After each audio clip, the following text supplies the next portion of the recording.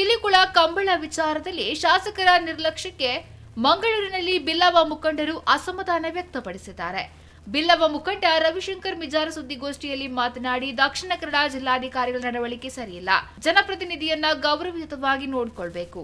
ಜಿಲ್ಲಾಧಿಕಾರಿ ನೇತೃತ್ವದ ಸಮಿತಿ ವಿಚಾರದಲ್ಲೂ ಶಾಸಕರ ಗಮನ ತಂದಿಲ್ಲ. ಉಮನಾಥ್ ಕೋಟ್ಯಾನ್ ಕ್ಷೇತ್ರದ ಅಭಿವೃದ್ಧಿಗೆ ಮಹತ್ತರ ಕೊಡುಗೆ ನೀಡಿದ್ದಾರೆ. ಮುಲ್ಕಿ ಮೂಡಬಿದರೆ ಕ್ಷೇತ್ರದಲ್ಲಿ 2 ಬಾರಿ ಶಾಸಕರಾಗಿದ್ದಾರೆ.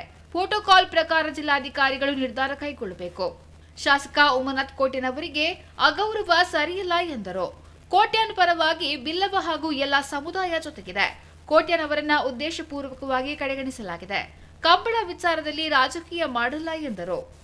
ಉಮನಾಥ್ ಕೋಟ್ಯಾನ್ರಿಗೆ ಏನೋ ಅಲ್ಲಿ ಒಂದು ಅಗೌರವ ಆಗಿದೆ, ಅದನ್ನು ಪ್ರಶ್ನಿಸುವಂತಹ ಸಮುದಾಯ ನಮ್ಮ ಹತ್ರ ಇದೆ. ಮತ್ತು ನಮ್ಮ ಸಮುದಾಯದೊಂದಿಗೆ ಈ ಜಿಲ್ಲೆಯ ಎಲ್ಲ ಸಮುದಾಯಗಳು, ಎಲ್ಲ ಇತರ ಸಮಾಜಗಳು ಸಹ ನಮ್ಮೊಂದಿಗೆ ಇದೆ ಅಂತ ಹೇಳಲಿಕ್ಕೆ ಇಷ್ಟಪಡ್ತಾ ಇದ್ದೇನೆ. ಇವತ್ತು ಕರ್ನಾಟಕದಲ್ಲಿ ನಾವು ನೋಡಬೇಕಾದ್ರೆ ಇವತ್ತು ಹಲವಾರು ವಿಚಿತ್ರ ವಿದ್ಯಮಾನಗಳು ಇವತ್ತು ನಮ್ಮ ಎದುರಿವೆ. ಅದು ರಾಜಕೀಯ, ಅದು ಬೇಡ ಇಲ್ಲಿ ಮಾತಾಡೋದು.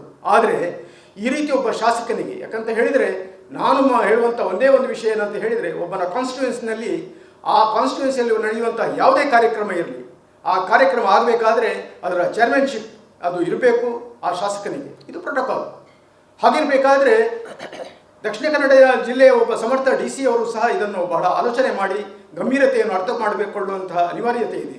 ಹಾಗಿರುವಾಗ ಏನೋ ತಪ್ಪು ನಡೆದಿದ್ರೆ ಅದನ್ನು ಸರಿಪಡಿಸಿಕೊಂಡು ಹೋಗುವುದು ಸೂಕ್ತ ಅಂತ ಕಾಣ್ತದೆ.